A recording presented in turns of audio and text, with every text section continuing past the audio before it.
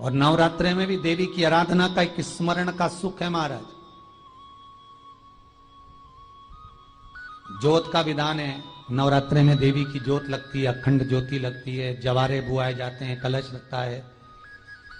ज्योत का भी विधान है। जिसके यहां दिया अखंड जलाया जाता है, अगर वो दिए की लो, दिए की बाती अगर दक्षिण दिशा की होती है तो उसके घर में साल भर में एक घात जरूर होती है।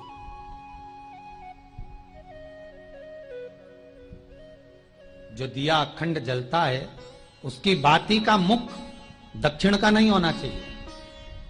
अगर आपने देवी भागवत का स्मरण करा हो, देवी भागवत को अगर सुना हो, तो देवी भागवत में स्पष्ट किया गया कि पूर्व की ओर मुख करा हुआ दिया, अर्थात पूर्व की ओर ज्योत जो जलाई जाती है वो संपदा की वृद्धि करती है। पश्चिम की ओर मुख कर कर जो ज्योत लगाई जाती है महाराज, वो वैभव को देती है। और उत्तर की ओर जो मुख कर कर ज्योत जलाई जाती है, उत्तर की ओर जो ज्योत का मुख रहता है वो आयु की वृद्धि करती है, घर में अकाल मौत को रोकती है।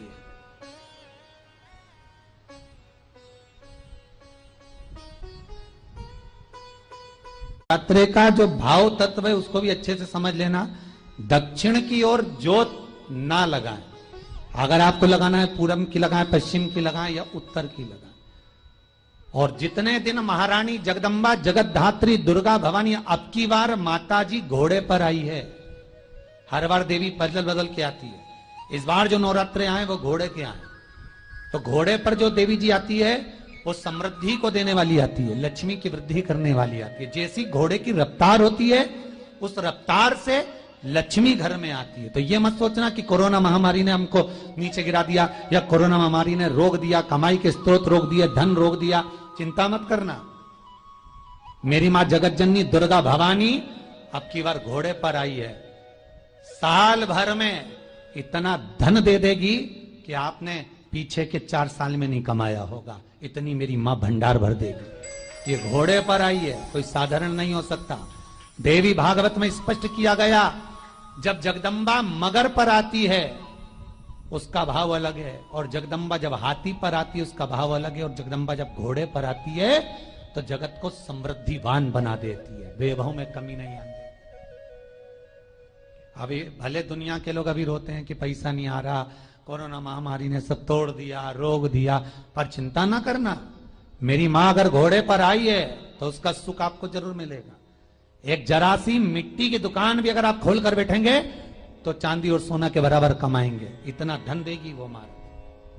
साधारण नहीं है मेरी माता। तात्विक सुख का आनंद देने वाली, लाभ तत्व प्रदान करने। और नवरात्रि में भी अगर आपकी कोई कामना है, आपकी अगर इच्छा है, आपका मन है, तो जगत जननी की आराधना करो।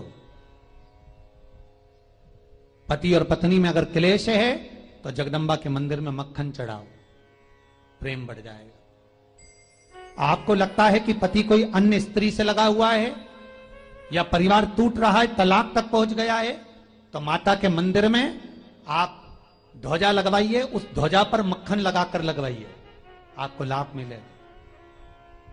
महाराज, यदि आपको लगता है कि बच्चे बहुत ज्यादा अपशब्द बोल रहे हैं, मुंह चला रहे हैं और प्रेम नहीं रख रहे, तो माता के मंदिर में लाल पुष्प, लाल चंदन और लाल चूड़ी मां को समर्पित करिए, प्रेम बढ़ेगा। बच्चा कभी आप जी से कम नहीं बोलेगा, प्रेम की भाषा निकलेगी मुंह से।